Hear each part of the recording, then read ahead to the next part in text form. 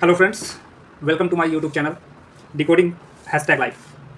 देखिए, आज हम लोग थोड़ा हिस्ट्री के बारे में कुछ इंपॉर्टेंट टॉपिक्स के बारे में डिस्कशन करेंगे। एक कंटेंट है जो मैंने बनाया है।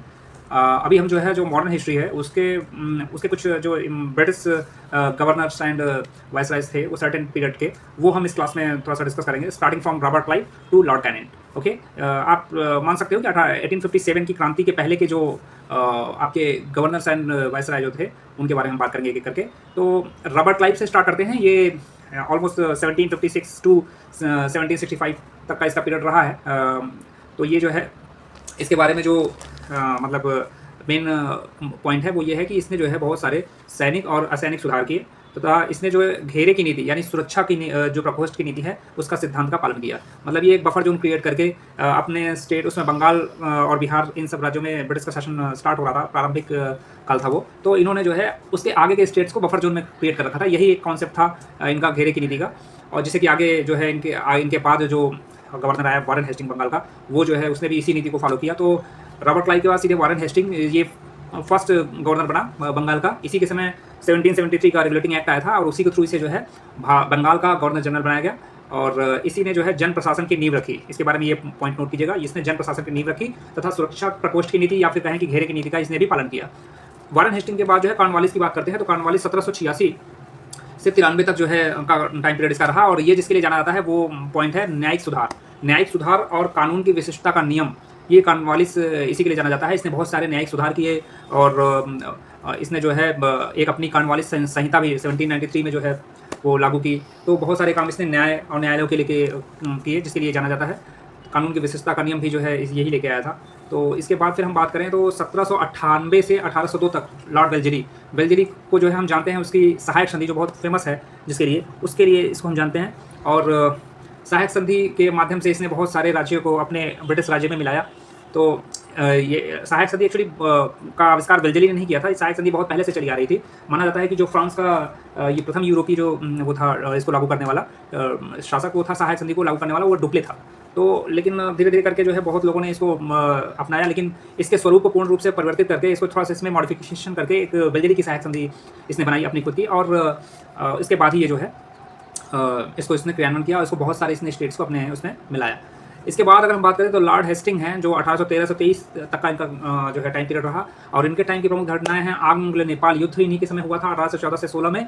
और उसी युद्ध के रिजल्ट के रूप में सुगौली की संधि हुई 1815 में। तो लॉर्ड हेस्टिंग के बाद अगर हम बात करें तो लॉर्ड विलियम बेंटिंग का नाम आप लोगों ने सुना होगा। ये first governor general of India थे।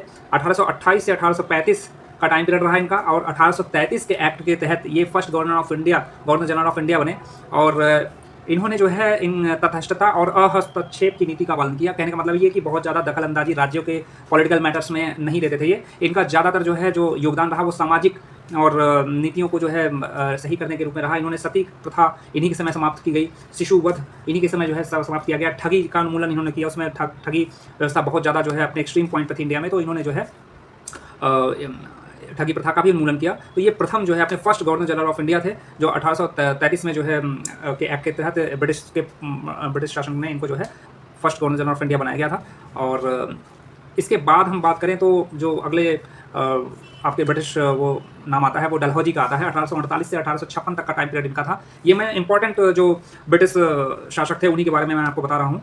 बीच बीच में और भी लोग हैं इसमें, लेकिन जो इंपॉर्टेंट है उन्हीं के बारे में हम देख रहे हैं। तो डलहौजी 1848 से 1856 तक का इनका टाइम पीरियड रहा है। और ये जिसके लिए फेमस था वो है व्यपगत का सिद्धांत।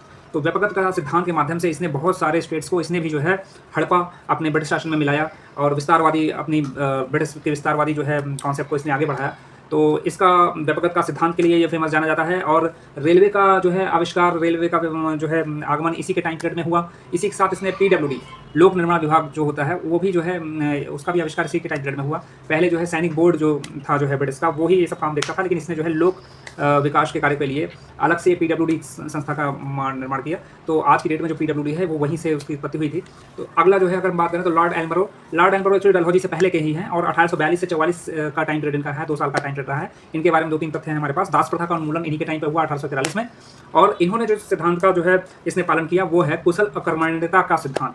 मतलब कुछ करना नहीं है, वही कॉन्सेप्ट इन्होंने इन्हीं के टाइम पीरियड पे आया, कुशल अकर्मण्यता का सिद्धांत। इसके बाद फिर जो है लॉर्ड कैनिंग का नाम आता है 1856 में।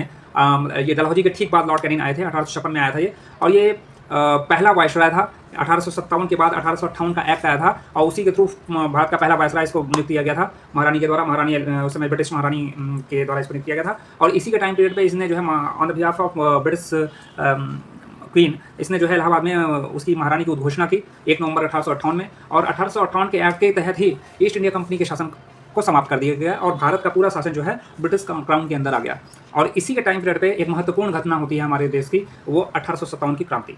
तो देखिए मैंने जो है जितने भी ये इंपॉर्टेंट जो है ब्रिटिश शासक थे उनके बारे में कुछ पॉइंट बनाए थे और इसको आपसे मैंने डिस्कस किया। ये इंपॉर्टेंट है, इनमें से क्वेश्चंस बहुत बार पूछे जाते हैं। तो अगर आपको जो है मेरा वीडियो अच्छा लगा हो तो प्लीज़ लाइक कीजिए, कमेंट कीजिए और अपनी राय भी दीजिए। Thank you very much.